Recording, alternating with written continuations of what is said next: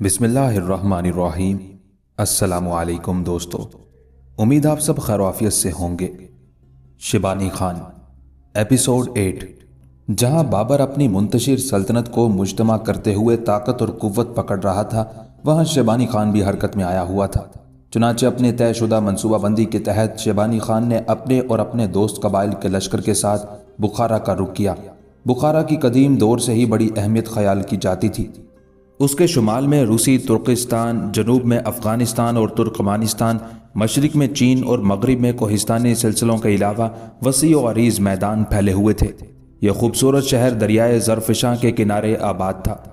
बुखारा से लगभग 300 मील दूर कोहिस्तान अलाई के दामन में दरियाए काफिर निगान के किनारे एक और बड़ा शहर दुशंबा आबाद था, जो किसी दौर में बुखारा की मशरकी सल्तनत का दारुल हुकूमत भी हुआ करता था।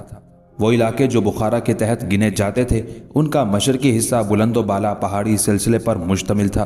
उनमें ज़्यादा मशहूर पामीर बाजार दरिया और बदख्शां के कोहिस्तानी सिलसिले हैं। उनमें से बाज़ पहाड़ों की चोटियाँ 24,000 से ज़्यादा बुलंद हैं। ये इलाका सारा साल तकरीबन बर्फ़ से ढका रहता है। इससे मगरिब में वाक़े कोहिस्तान आलाई, जो चीन की सरहद से लेकर सब शहर तक फैला हुआ है, सर्दियों में तो बर्फ़ से ढका रहता है, लेकिन गर्मी होते ही बर्फ़ पिघल जाती है। इसकी बुलंदियों पर खूबसूरत चरागाहें थीं, जहां मौसम गर्मा में करगीज, उज़्बक, ताजक, काज़िक, बाशकीरी और दूसरे कबाइल जो खाना बदोश थे, अपनी भेड़ बकरियों और घोड़े चराते थे, जबकि नीचे ढलवानों में घने जंगलात थे। बुखारा के इर्द गिर्द का वो इलाका जो कभी बुखारा से मुंसलिक किया जाता था, उसका गरबी हिस्सा ज़्यादातर मैदानी और रेगिस्तानी इलाके पर मुश्तमिल था। बुखारा शहर के आसपास की आराजी दरियाए ज़रफ़शां और शहर सब्ज़ की वसी ज़मीनें दरियाए कशका से निकाली हुई नहरों से सैराब होती थी। ये बुखारा के ज़रख़ेज़ तरीन इलाके, जहाँ मुख्तलिफ़ किस्म के अनाज, कपास और फलों की काश्त होती थी। इससे मगरिब की तरफ किज़ल कम का वसी रेगिस्तानी इलाका था, जो शुमाल में दरियाए सर और मगरिब में तोज़ा के मैदानों तक फैला हुआ था। यह बारिश की कमी की वजह से बेआब हो गया था और माँ सिवाय खाना बदोश कबाइल के बिल्कुल गैर आबाद था। बुखारा और वो इलाके जो उस वक्त बुखारा के हुक्मरान के तहत हुआ करते थे, उनका सबसे बड़ा दरिया आमू था, जो पामीर के सरबा फलक पहाड़ों से निकलता और इलाका बदख्शां और दरवाज से गुजरता हुआ तरमज के करीब मैदानी इलाके में दाखिल होता था। फिर दश्ते कराक्रम की शुमाली सरहद के साथ साथ बहता हुआ कराकल के मैदानी इलाके में दाखिल हो जाता था, जहां से मुख्तलिफ शाखों में बढ़कर बहरे ओराल में जा गिरता है। सतह मुर्तफा पामीर के मगरिब में तकरीबन 1000 मील तक ये दरिया अफगानिस्तान और शुमाली इलाकों के दरमियान एक गुजरती हद फासिल का काम देता था। दरियाए आमू के अलावा यहाँ का मशहूर दरिया ज़रफ़शां है, जो कोहिस्तान आलाई से निकलता है और समरकंद, बुखारा और कराकोल से होता हुआ 4 मुनी के करीब दरियाए आमू से जा मिलता है। दरियाए कचका आलाई के जनूबी ढलानों से निकलता है और सब शहर करकसी और कसान से होता हुआ बुखारा शहर के करीब दरियाए ज़रफ़शां से जा मिलता है। इन मशहूर दरियाओं के अलावा मशरकी बुखारा के कोहिस्तानी इलाके में छोटे बड़े दूसरे दरिया भी हैं, जो शुमाल से जनूब की तरफ बहते हैं और दरियाए आमू में शामिल होते हैं। इन दरियाओं के पानी की रफ्तार बहुत तेज़ है। मौसम गर्मा में बर्फ़ पिघलने और बारिशों की वजह से इनमें तुग़यानी आती है, तो आसपास के इलाकों में सैलाब आ जाता है। लंबाई के लिहाज से इन सब दरियाओं में लंबा दरियाए सरखाब है। जहाँ तक बुखारा के बाशिंदों का ताल्लुक है, तो उसके आम नस्ली गिरोहों में उज़्बक, ताजक, तुर्क और अरब शामिल थे। इनके अलावा यहाँ तातारी, यहूदी, रूसी भी आबाद हो चुके थे, मगर किसी गैर मज़हब वाले को बुखारा में इबादत गाह बनाने की इजाज़त ना थी। तमाम गैर मुस्लिम अपने अपने घरों में इकट्ठे होकर इबादत किया करते थे। बुखारा की सरकारी ज़ुबान तुर्की थी। बुखारा की ज़राई पैदावार में गंदम सबसे अहम और ज़्यादा काश्त की जाने वाली फसल थी, जो जवार भी बोई जाती थी। जवार की बुखारा में 2 इकसाम थी, एक आम जवार और दूसरी खुश्क सफ़ेद। इसके अलावा अलसी, माश, तिल, लोबिया और चावल भी खूब पैदा होते थे। चकंदर भी यहाँ की मशहूर पैदावार थी। मुल्क की ज़रूरियात से फाजिल गल्ला रूस, अफ़गानिस्तान, ईरान और दीगर इलाकों को भेजा जाता था। ज़राई पैदावार के अलावा बुखारा की आम पैदावार पोस्ट कराकुली थी। दरअसल कराकुली खास किस्म की भेड़ें थीं, जिनकी ऊन को पोस्त कहते थे। मौरखीन का कहना है कि ये भेड़ें सवाए बुखारा के कहीं और ना थी और ना वस्त एशिया की कोई और कौम इस तिजारत से मुतालिक थी। इस शहर में कम अज़ कम 360 मोहल्ले थे। ہر محلے میں کم از کم ایک مسجد ضرور تھی۔ علاوہ ازیں اس شہر میں 37 جامع مساجد نماز جمعہ کے لیے مخصوص تھی۔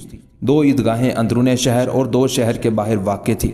مسجد کے ساتھ رفع عامہ کے لیے خورد و نوش وغیرہ کا سامان ہوتا تھا، جس کا نگران صوفیہ مسجد کہلاتا تھا۔ بخارا میں شادی بیاہ اور غم وغیرہ کے موقعوں پر رسومات کی ادائیگی کے لیے لوگ سامان خود خریدتے تھے۔ جن کی استطاعت نہ ہوتی تھی وہ برتن وغیرہ اپنے محلے کی مسجد سے لے آتے تھے۔ ہر مسجد میں سامان اجتماعی کے لیے ایک کمرہ مخصوص ہوتا تھا۔ ہر مسجد کے ساتھ 2 سے 5 ہزار آمدنی کی املاک وقف ہوا کرتی تھی۔ اپنی علمی وجاہت کے لحاظ سے بخارا عالم اسلام میں مدینہ الثانی اور بغداد کی ثانی کے ناموں سے یاد کیا جاتا تھا۔ علماء بخارا کی علمی کاوشوں کے مخزن بخارا کے عظیم الشان کتب خانے تھے۔ یوں تو ہر مدرسے اور مسجد میں کتب خانہ موجود ہوا کرتا تھا، مگر 11 کتب خانے اپنی نادر کتب کے لحاظ سے بے مثال تھے۔ ان کتب خانوں میں علمی ذخائر کو بڑی کاوشوں کے ساتھ جمع کیا گیا تھا۔ سب سے بڑا کتب خانہ مدرسہ جعفر خواجہ نقیب میں تھا۔ کہتے ہیں قدیم زمانے میں علماء و حکماء اور فلاسفروں کے مابین علمی چپکلش زوروں پر رہتی تھی۔ اس کی وجہ علمی کتب اور ماخذ کی کمی تھی۔ اسی علمی کمی کو دور کرنے کی غرض سے بخارا کا کتب خانہ یعنی خزائن الحکمت قائم کیا گیا تھا۔ اطراف عالم سے ہر نوع کی کتب، فلسفہ، حکمت، سائنس اور فلکیات وغیرہ کو یہاں لا کر جمع کر دیا گیا تھا تاکہ علماء و حکماء، سائنسدان اور فلاسفر سب ان کا مطالعہ کریں اور علمی تعصب کو روکا جا سکے۔ ایک بڑا کتب خانہ مدرسہ میر عرب میں تھا، جس کی کتب کی کثیر تعداد کتب تفاسیر اور احادیث پر مبنی تھی۔ ایک کتب خانہ مطالعہ فقہ کے لیے مسجد کلال بخارا میں تھا۔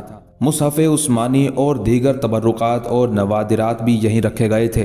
اس کے علاوہ ایک کتب خانہ جامع مسجد شاہی میں قائم کیا گیا تھا، جس کی خصوصیت یہ تھی کہ اس میں 1 لاکھ سے زائد مطبوعہ کتب مصر، شام، ترکی، ہندوستان، ایران اور دوسرے ممالک سے لا کر جمع کی گئی تھی۔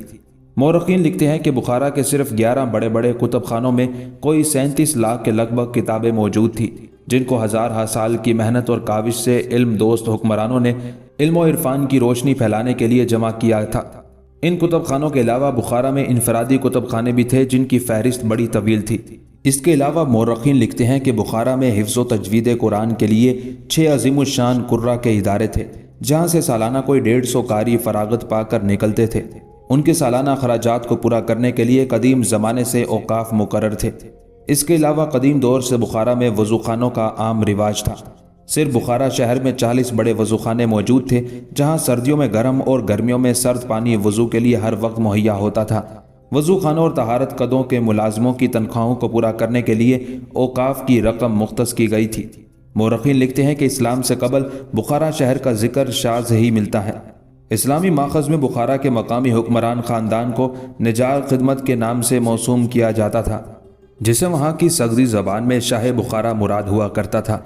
اس شہر پر مسلمانوں نے سب سے پہلے ہجری 54 اور سن 674 میں عبید اللہ بن زیاد کی سپہ سالاری میں حملہ کیا تھا۔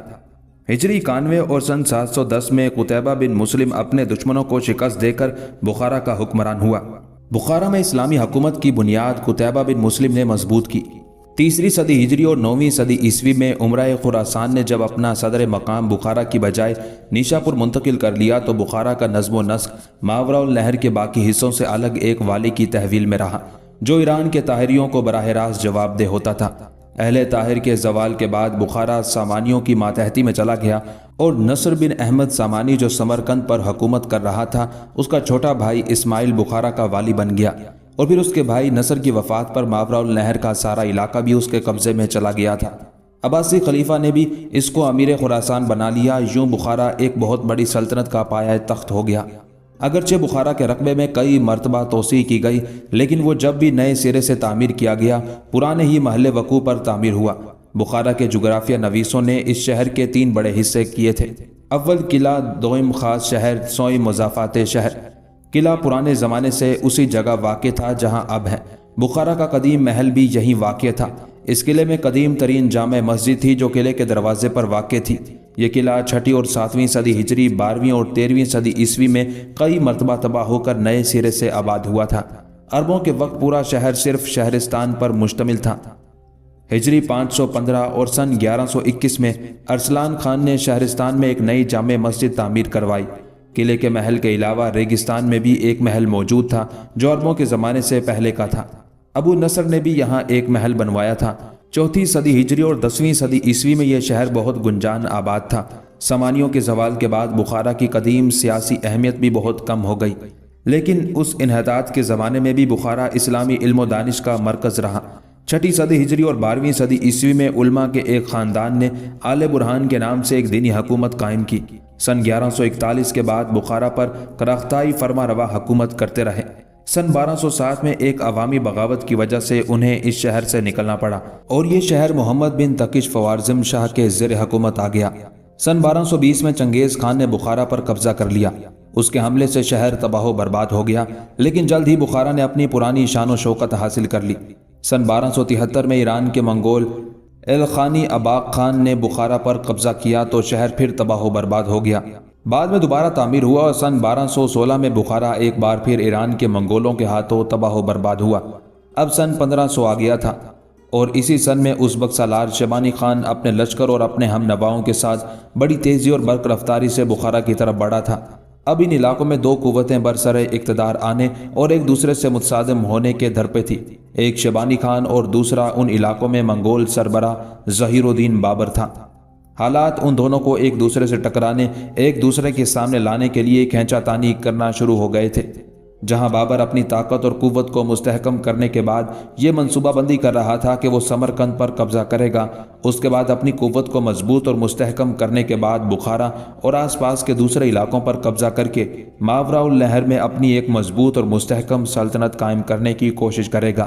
دوسری طرف شیبانی خان بھی یہی سوچیں لے کر پیش قدمی کر رہا تھا۔ وہ ان علاقوں میں ازبکوں کی پرانی عظمت کو بحال کرنا چاہتا تھا جسے غیر ذمہ دار تیمور لنگ نے ناقابل تلافی نقصان اور غزن پہنچایا تھا۔ شیبانی خان اور ظہیر الدین بابر دونوں ہی منگول تھے، فرق صرف یہ تھا کہ ظہیر الدین بابر چنگیز خان کے بیٹے چغتائی کی نسل سے تھا، جبکہ شیبانی خان چنگیز خان کے بڑے بیٹے جوچی کی نسل سے تھا۔ یوں ماوراء النہر اور دریائے آمو اور دریائے سیہون کے درمیان 2 منگول قوتیں ایک دوسرے سے ٹکرانے کے در پہ ہونے لگی تھی۔ شیبانی خان کی بابر سے دشمنی یہ تھی کہ بابر کے نانا نے شیبانی خان کے باپ کو قتل کیا تھا۔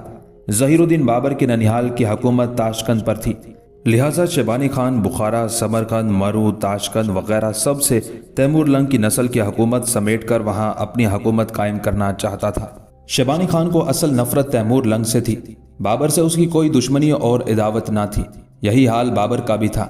بابر نے ایک موقع پر شیبانی خان سے متعلق کہا تھا، شیبانی خان پردیسی اجنبی ضرور تھا لیکن اس کا نسب کچھ غیر معروف تو نہ تھا۔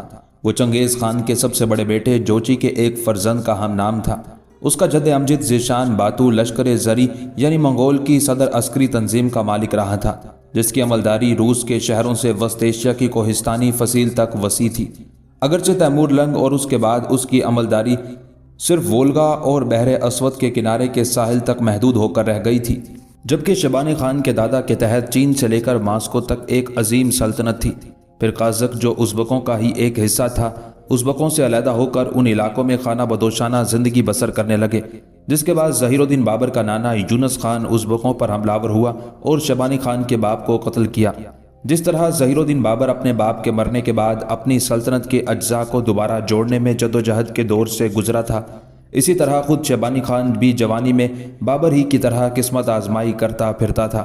ازبکوں کے صدر گروہ پر اس کی حکومت تھی، چنانچہ شیبانی خان اپنے جنگجو قبائل جتھے کو بحر اورال کے شمالی چراگاہوں سے مزید جنوب کی طرف لے آیا تھا۔ اپنے سارے ہم نسل قبائل کو اپنے ساتھ ملانے کے ساتھ شیبانی خان نے دیکھ بھال کے ابتدائی دور میں تیموری شہزادوں کی جنگجوئی کی گہری پرکھ کی۔ شیبانی ان کی کمزوری سے آگاہ ہو گیا اور اب اپنی پوری قوم کو ان جنوبی علاقوں پر چڑھا لایا جو تیموری سلطنت کا قلب تھا۔ چنانچہ شیبانی خان سب سے پہلے اپنے منجے ہوئے آزمودہ کار جنگجوؤں سے کام لیتے ہوئے بخارا کی طرف بڑھا۔ اسے کوئی خاص مزاحمت نہ کرنا پڑی اور بخارا شہر پر شیبانی کا قبضہ ہو گیا۔ اس طرح شیبانی خان نے اپنے آباء و اجداد کی پرانی سلطنت کو بحال کرنے کے لیے زینے کے پہلے درجے پر قدم رکھ دیا تھا۔ بخارا کو فتح کرنے کے بعد اب شیبانی خان کی نگاہیں سمرقند پر تھی۔ سمرقند کسی دور میں بڑا عظیم شہر تھا۔ بخارا کو فتح کرنے کے بعد شیبانی خان سمرقند پر اپنی گرفت کرنے کے در پہ تھا، جبکہ دوسری طرف بابر بھی اپنی طاقت اور قوت میں اضافہ کرتا جا رہا تھا۔ اور وہ بھی اپنے اندرونی حالات درست کرنے کے بعد سمرقند پر قبضہ کرنے کے لیے پر تول رہا تھا۔ قاسق قبیلے کا سردار اونق خان ایک روز اپنے خیمے میں اپنے باپ دیوداد، ماں ساتیبق، دونوں بہنوں الجائے اور اکتائے کے ساتھ بیٹھا کسی موضوع پر گفتگو کر رہا تھا کہ ایک مسلح قاسق اس خیمے کے دروازے پر نمودار ہوا۔ وہ خیمہ بہت بڑا تھا اور کئی خیموں کو ملا کر بنایا گیا تھا، جس کے کئی حصے تھے۔ جو مسلح قاصد خیمے کے دروازے پر نمودار ہوا تھا وہ اونق خان کو مخاطب کر کے کہنے لگا، سردار، کالمک، جنگاری اور مانچو قبیلوں کے سرداروں کے علاوہ کچھ اور لوگ بھی آپ سے ملنے کے لیے آ رہے ہیں۔ اپنے اس مسلح جوان کے ان الفاظ پر اونق خان نے اپنی دونوں بہنوں اور ماں کی طرف دیکھا اور انہیں مخاطب کر کے کہنے لگا، تم لوگ دوسرے حصے کی طرف چلے جاؤ۔ اونق خان کے ان الفاظ کے جواب میں اس کی ماں ساتیبق، دونوں بہنیں الجائے اور اکتائے اٹھیں اور خیمے کے دوسرے حصے کی طرف چلی گئی تھی۔ تھوڑی دیر بعد اس خیمے میں کالمک قبیلے کا سردار کویون، جنگاری قبیلے کا سردار اوسو خان اور مانچو قبیلے کا سردار دورچی اور کچھ اور لوگ داخل ہوئے تھے۔ جب وہ خیمے کے دروازے پر نمودار ہوئے تو اونق خان اور اس کے باپ دیوداد نے اپنی جگہ سے اٹھ کر ان کا استقبال کیا۔ سب خیمے میں داخل ہوئے، نشستوں پر بیٹھ گئے۔ کچھ دیر خاموشی رہی۔ اس کے بعد گفتگو کا آغاز جنگاری قبیلے کے سردار اوسو خان نے کیا اور اونق خان کے باپ دیوداد کی طرف دیکھتے ہوئے کہنے لگا، محترم دیوداد، آج ہم آپس میں صلاح مشورہ کرنے کے بعد آپ سے کچھ مانگنے کے لیے آئے ہیں۔ جو چیز ہم مانگنا چاہتے ہیں وہ اگر آپ نے دے دی تو کالمکوں، جنگاریوں، قاسقوں اور مانچو قبائل کے درمیان ایسا اتفاق، اتحاد اور ایسی یکجہتی پیدا ہو جائے گی کہ آنے والے دور میں کوئی بھی مسلم قوت ہمارے قبائل کے اندر نہ کوئی رخنہ ڈال سکے گی اور نہ ہی ہمیں اپنے سامنے زیر، بے بس اور مجبور کر سکے گی۔ جنگاری قبیلے کا سردار اوسو خان جب خاموش ہوا تو اس کی طرف تجسس بھرے انداز میں دیکھتے ہوئے اونق خان کا باپ دیوداد بول اٹھا، اوسو خان، میں تمہاری بات سمجھا نہیں۔ ہمارے پاس کون سی ایسی چیز ہے جو تمہیں دے دی جائے تو ہمارے سارے قبائل کے اندر پہلے کی نسبت زیادہ یکجہتی اور اتفاق پیدا ہو سکتا ہے؟ دیکھو، ایسی کوئی چیز ہمارے پاس ہے تو اس کی طرف اشارہ کر۔ اگر اس میں سارے قبائل کی بہتری ہوئی تو میں اور میرا بیٹا اونق خان انکار نہیں کریں گے۔ یہاں تک کہنے کے بعد اونق خان کا باپ دیوداد جب خاموش ہوا تب جنگاری قبیلے کا سردار اوسو خان سوالیہ سے انداز میں اونق خان کی طرف دیکھنے لگا تھا۔ اس پر اونق خان کے لبوں پر ہلکا سا تبسم نمودار ہوا اور کہنے لگا، میرا باپ ٹھیک کہتا ہے، جو کچھ تم مانگ رہے ہو وہ چیز ہمارے قبیلے میں ہے یا ہمارے بس میں ہے تو وہ ہم دیں گے، انکار نہیں کریں گے۔ ہم چاروں قبیلوں کے اندر اتحاد اور یکجہتی کو ہر چیز پر فوقیت دینے والے ہیں۔ یہاں تک کہنے کے بعد اونق خان جب رکا تب جنگاری قبیلے کے سردار اوسو خان نے اپنے سامنے بیٹھے کالمک قبیلے کے سردار قیون کے بیٹے تقلا خان کی طرف دیکھا اور کہنے لگا، اونق خان، یہ میرے سامنے قیون کا بیٹا تقلا خان بیٹھا ہوا ہے، اس سے متعلق تمہارے کیا خیالات ہیں؟ جواب میں اونق خان مسکرایا اور کہنے لگا، تقلا خان بہت اچھا تیغزن ہے، جوان مرد ہے، اپنے باپ قیون کے بعد کالمکوں کا یہی سردار بننے والا ہے۔ میں اس کی بہادری اور شجاعت سے بھی متاثر ہوں۔ آنے والے دور میں یقیناً ہمارے قبائل کے لیے یہ ایک قیمتی اثاثہ اور سرمایہ ثابت ہوگا۔ اونق خان کے ان الفاظ پر جنگاری قبیلے کا سردار اوسو خان ہی نہیں، کالمک قبیلے کے سردار قیون کی بھی فخر اور گھمنڈ سے چھاتی تن گئی تھی۔ پھر دونوں سرداروں نے ایک دوسرے کی طرف مخصوص اشارہ کیا، جس کے بعد جنگاری قبیلے کا سردار اوسو خان اونق خان کے باپ دیوداد کو مخاطب کر کے کہنے لگا، محترم دیوداد، ہم تینوں قبیلوں کے سردار آپس میں صلاح مشورہ کرنے کے بعد آپ سے یہ مانگنے کے لیے آئے ہیں کہ آپ اپنی بیٹی الجائی کا رشتہ کالمک قبیلے کے سردار قیون کے بیٹے تقلا خان کو دینے کے لیے اپنی رضامندی کا اظہار کریں۔ اوسو خان کے ان الفاظ پر اونق خان اور دیوداد دونوں کے لبوں پر ہلکا سا تبسم نمودار ہوا تھا۔ پھر اونق خان اپنی جگہ پر اٹھ کھڑا ہوا، اپنے باپ کے قریب ہو کر بیٹھا۔ دونوں باپ بیٹا تھوڑی دیر تک بڑے رازدارانہ انداز میں گفتگو کرتے رہے۔ اس کے بعد اونق خان جہاں سے اٹھا تھا وہیں بیٹھ گیا۔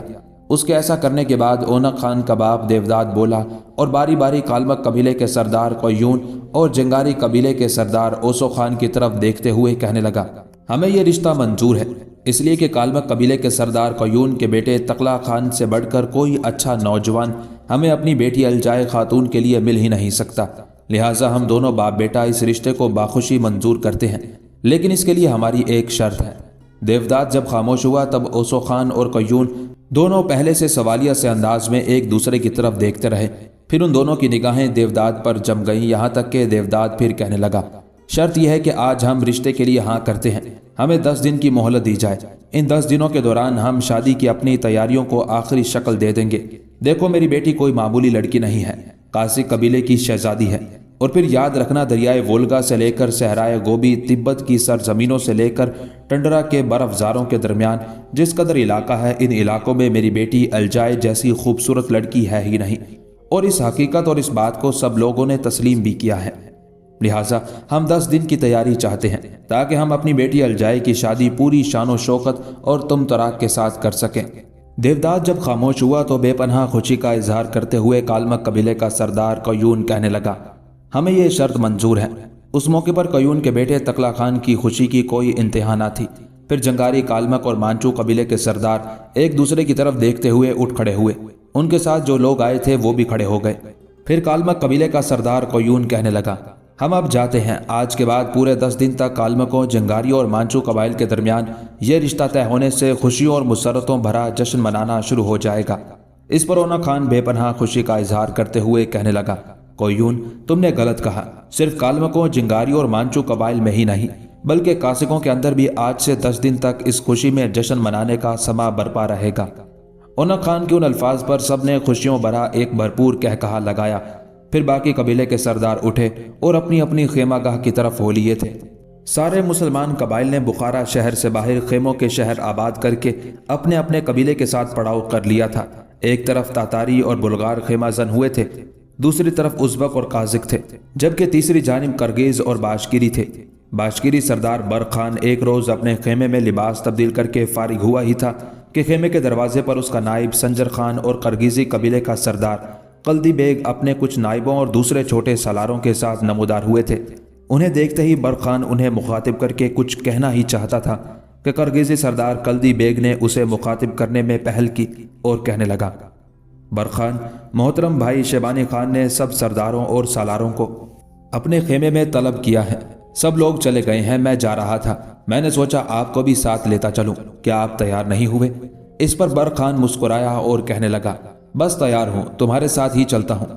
اس کے ساتھ ہی برق خان باہر نکلا، سب گھوڑوں پر سوار ہوئے اور ایک طرف ہو لیے۔ سارے قبائل کے درمیان تھوڑا تھوڑا فاصلہ تھا اور یہ کوہستانی سلسلے کے اندر پڑاؤ کیے ہوئے تھے۔ باشکیریوں اور کرگیزیوں کا پڑاؤ ایک ساتھ تھا۔ برق خان، قلدی بیگ اور برق خان کا نائب سنجر خان اور کچھ دوسرے سالار جب اپنے اپنے قبیلے کی خیمہ گاہ سے نکل کر کرگیزی خیمہ گاہ میں داخل ہوئے اور وہاں سے بھی نکلنے کے بعد جب وہ اونچی نیچی پہاڑیوں اور ٹیلوں کو طے کرتے ہوئے ازبک سردار شیبانی خان کے پڑاؤ کی طرف جا رہے تھے، تب ایک طرف سے ایک خوب دراز قد لڑکی بھاگتی ہوئی آئی۔ وہ ایک چھوٹے سے میمنے کے پیچھے بھاگ رہی تھی، ساتھ ہی اپنا ہاتھ فضا میں بلند کرتے ہوئے زور زور سے کہتی جا رہی تھی، نہیں کروں گی، نہیں کروں گی۔ اپنے آگے آگے بھاگنے والے میمنے کے پیچھے وہ اندھا دھند بھاگی جا رہی تھی۔ اتنی دیر تک برق خان، قلدی بیگ اور ان کے ساتھی بھی وہاں پہنچ گئے۔ میمنا ایک چھوٹے سے گڑھے کو پھلانگتا ہوا جب دوسری طرف گیا اور لڑکی بھی اس کے پیچھے بھاگی، تب اس نے ٹھوکر کھائی، گڑھے میں گر گئی۔ اس نے جس نقاب سے اپنا چہرہ ڈھانپا ہوا تھا، گرنے کی وجہ سے اس کا وہ نقاب ہٹ گیا۔ کیونکہ برق خان، قلدی بیگ اور دوسرے لوگوں کے قریب ہی وہ لڑکی گری تھی، لہٰذا اس لڑکی کو دیکھ کر برق خان دھنگ رہ گیا، اس لیے کہ وہ الجائے خاتون تھی۔ اپنے گھوڑے کو ایڑ لگا کر برق خان اس کے قریب گیا۔ قلدی بیگ اور دوسرے لوگ بھی اس کے پیچھے پیچھے تھے۔ برق خان اپنے گھوڑے سے اترا۔ اتنی دیر تک اس لڑکی نے جلدی جلدی اٹھ کر پہلے اپنا لباس جھاڑا، پھر ایک دم اس نے اپنے چہرے پر نقاب ڈال لیا تھا۔ اس وقت وہ بالکل نیا اور انتہائی قیمتی جامہ زیب تن کیے ہوئے تھی، جس کے اوپر اس نے قیمتی پوستین پہن رکھی تھی۔ جب اس نے بھاگنا بند کر دیا تو تھوڑا سا آگے جا کر چھوٹا میمنا بھی رک گیا تھا۔ اپنے گھوڑے سے اترنے کے بعد برق خان چند قدم اس کی طرف بڑھا۔ برق خان کے ایسا کرنے پر وہ لڑکی انتہائی پریشانی اور فکر مندی سے اسے دیکھ رہی تھی۔ قریب جا کر برق خان نے اسے مخاطب کیا، الجائے خاتون، تم یہاں؟ لڑکی نے منہ سے نقاب ہٹائے بغیر بلند آواز میں بولنا شروع کیا، کون الجائے خاتون؟ اگر آپ کا اشارہ کاسکوں کی شہزادی الجائے خاتون کی طرف ہے تو میں اس پر لعنت بھیجتی ہوں، وہ غیر مسلم ہے، اور پھر میں الجائے خاتون نہیں، میرا نام سفیان ہے، میرا تعلق کرگیزی قبیلے سے ہے۔ یہاں تک کہنے کے بعد وہ لڑکی جس نے اپنا نام سفیان بتایا تھا رکی۔ دوبارہ اس نے گھورنے کے انداز میں برق خان کی طرف دیکھا اور کہنے لگی، تم ہو کون؟ مجھ سے تم نے یہ سوال کیوں کیا؟ ساتھ ہی جب کرگیزی قبیلے کا سردار بھی اپنے گھوڑے کو قریب لا کر اتر گیا، تب اپنے قبیلے کے سردار قلدی بیگ کو دیکھتے ہوئے لڑکی رک گئی، منہ سے کچھ نہ بولی، یہاں تک کہ کرگیزی سردار قلدی بیگ نے اسے مخاطب کیا، سفیان، تم جانتی ہو کس سے مخاطب ہو؟ تم نے کہا ہے کہ تم کون ہو جس کو تم نے یہ کہا ہے کہ تم کون ہو، کیا تم اسے جانتی ہو؟ اس لڑکی نے نفی میں گردن ہلائی، کہنے لگی، نہیں سردار، میں نہیں جانتی کہ یہ کون ہے۔ اس پر کلدی بیگ اپنی آواز میں زور دیتے ہوئے کہنے لگا، سفیان، یہ باشکیری قبیلے کے سردار برق خان ہے۔ برق خان کا نام سن کر وہ لڑکی چونکی تھی، چند قدم آگے بڑھی، پھر منت اور زاری کرنے کے انداز میں اس نے اپنے دونوں ہاتھ جوڑ دیے اور کہنے لگی، مجھے معاف کیجیے گا، میں غلط الفاظ میں آپ سے مخاطب ہوئی۔ باشکیری قبیلے کے سردار برق خان تو ہم سب کی آن، ہم سب مسلمان قبیلوں کی شان ہے، ان کے لیے تو ہم اپنے خون کا آخری قطرہ بہانے کے لیے تیار ہیں۔ امیر برق خان، میں نے اس سے پہلے آپ کو دیکھا ہوا نہیں تھا، میں بدتمیز نہیں ہوں، چھوٹے بڑے کے وقار کا لحاظ رکھتی ہوں، لیکن جب آپ نے مجھے الجائے خاتون کہہ کر مخاطب کیا تھا تو مجھے تھوڑا سا غصہ آ گیا تھا اس بنا پر۔ یہاں تک کہتے کہتے سفیان نام کی اس لڑکی کو رک جانا پڑا، اس لیے کہ اس کی طرف دیکھتے ہوئے بڑی نرمی میں برق خان بول اٹھا، اگر تم الجائے خاتون نہیں ہو، تمہارا تعلق کرگیزی قبیلے سے ہے اور تمہارا نام سفیان ہے، تو یہ بڑی حیرت کی بات ہے، اس لیے کہ قد کاٹ، اپنے حسن، اپنی خوبصورتی، اپنی چال ڈھال میں تم بالکل کاسکوں کی شہزادی الجائے خاتون سے ملتی ہو۔ الجائے خاتون سمجھ کر پکارے جانے پر اگر تم نے برا مانا ہے تو میں معذرت خواہ ہوں۔ اس پر سفیان تڑپ سی گئی، کہنے لگی، امیر برق خان، آپ جیسا سردار جس پر ہم فخر کرتے ہیں مجھ سے معذرت کر لے، یہ میرے لیے باعث شرمندگی اور عار ہے۔ حیرت کی بات ہے کہ تمہاری شکل و صورت، جسمانی ساخت حیرت انگیز طور پر الجائے خاتون سے ملتی ہے۔ سفیان نام کی لڑکی جواب میں کچھ کہنا ہی چاہتی تھی کہ ایک طرف سے ڈھلی ہوئی عمر کا ایک شخص، ڈھلی ہوئی عمر کی ایک عورت اور ایک 14-15 سال کا لڑکا تیز تیز قدم اٹھاتے آئے۔ اس پر برق خان اپنے پہلو میں کھڑے کرگیزی سردار کلدی بیگ کو مخاطب کر کے کہنے لگا، یہ جو 3 لوگ آئے ہیں یہ کون ہیں؟ اس پر کلدی بیگ کہنے لگا، ان تینوں میں سے ایک فخر الدین ہے، یہ سفیان کا باپ ہے، اس کے ساتھ اس کی بیوی اور سفیان کی ماں بوزون ہے، اور جو لڑکا ان دونوں کے ساتھ ہے اس کا نام منصور بے ہے، اور یہ اس لڑکی سفیان کا بھائی ہے۔ اتنی دیر تک وہ تینوں بھی قریب آ گئے تھے، قبل اس کے کہ سفیان کا باپ فخر الدین گفتگو کا آغاز کرتا، اسے مخاطب کر کے کرگیزی سردار کلدی بیگ کہنے لگا، یہ باشکیری قبیلے کے سردار برق خان ہے۔ کلدی بیگ یہیں تک کہنے پایا تھا کہ اسے رک جانا پڑا، اس لیے کہ بڑی عقیدت اور ارادت مندی کا اظہار کرتے ہوئے فخر الدین کہنے لگا، باشکیری قبیلے کے سردار امیر برق خان تو ہماری عزت، ہماری عظمت کا نشان ہے، ہم تو انہیں 100 بار سلام کرنے کے لیے تیار ہیں۔ کیا میری بیٹی سفیان سے کوئی غلطی ہوئی ہے جس کی بنا پر آپ سب لوگ اس کے پاس جمع ہو گئے ہیں؟ اس بار کرگیزی سردار کلدی بیگ کی بجائے برق خان سفیان کے باپ فخر الدین کو مخاطب کر کے کہنے لگا، نہیں، اس سے کوئی غلطی نہیں ہوئی، دراصل یہ میمنے کے پیچھے بھاگ رہی تھی، بھاگتے ہوئے گری اور اس کے منہ سے نقاب گر گیا۔ جب میں نے اسے دیکھا تو میں خود ہی اترا اور اسے مخاطب کیا، اس نے کوئی ایسی حرکت نہیں کی جو ہمارے لیے نازیبا خیال کی جائے، یہ بہت اچھی لڑکی ہے۔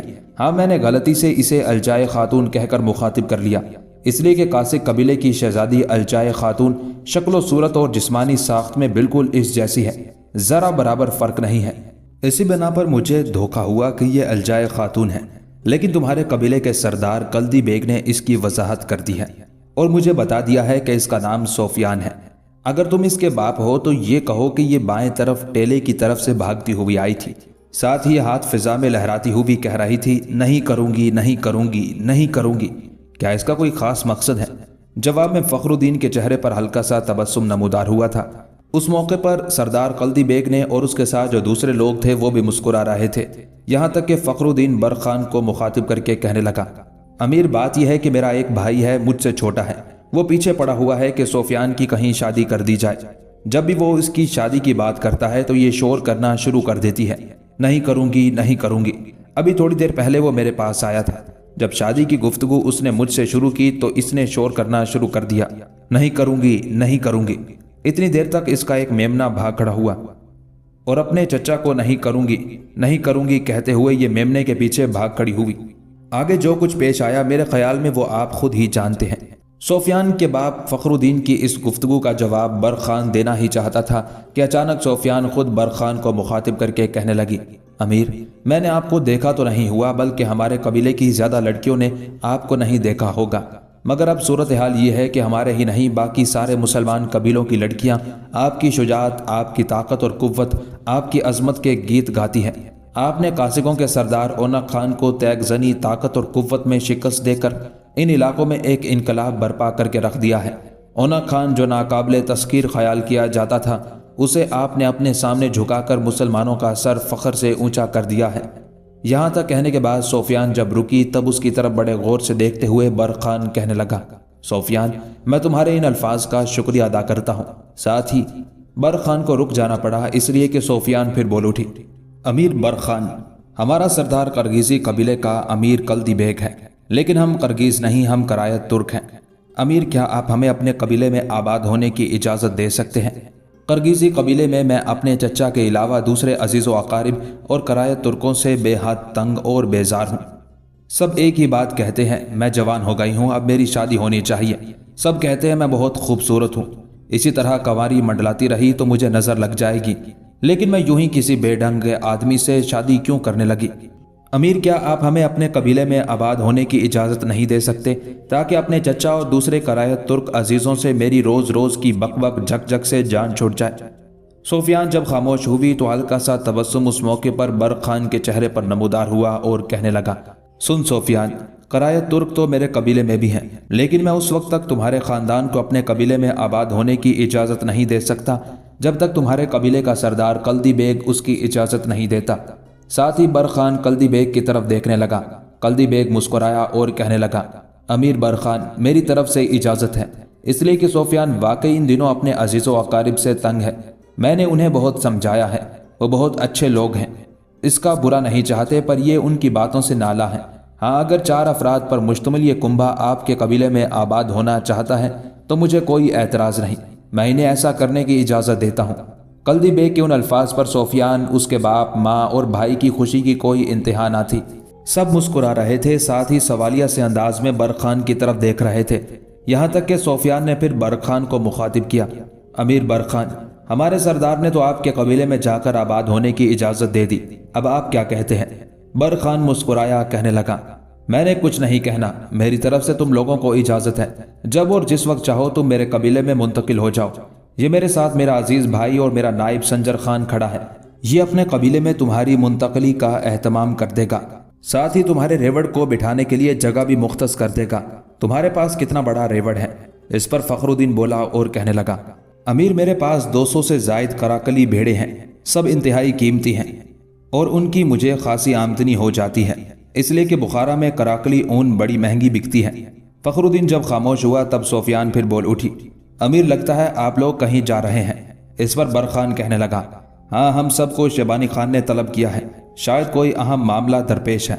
सोफियान फिर बोल उठी, क्या हम अभी इसी वक्त आपकी गैर मौजूदगी में ही आपके कबीले में जा सकते हैं? इस पर बर्र खान ने अपने पहलू में खड़े संजर खान की तरफ देखा और कहने लगा, संजर, इनके साथ कोई अपना आदमी भेज दो जो इन्हें अपने कबीले में आबाद कर दे। बर्र खान के उन अल्फाज पर फखरुद्दीन, उसकी बीवी सोफियान और उसका भाई मंसूर बे सब खुशी का इजहार कर रहे थे। उसके बाद संजर खान ने उनके साथ अपना एक आदमी कर दिया। उसके बाद बर्र खान, कल्दी बेग और बाकी सब अपने घोड़ों पर सवार हुए और आगे बढ़ गए थे।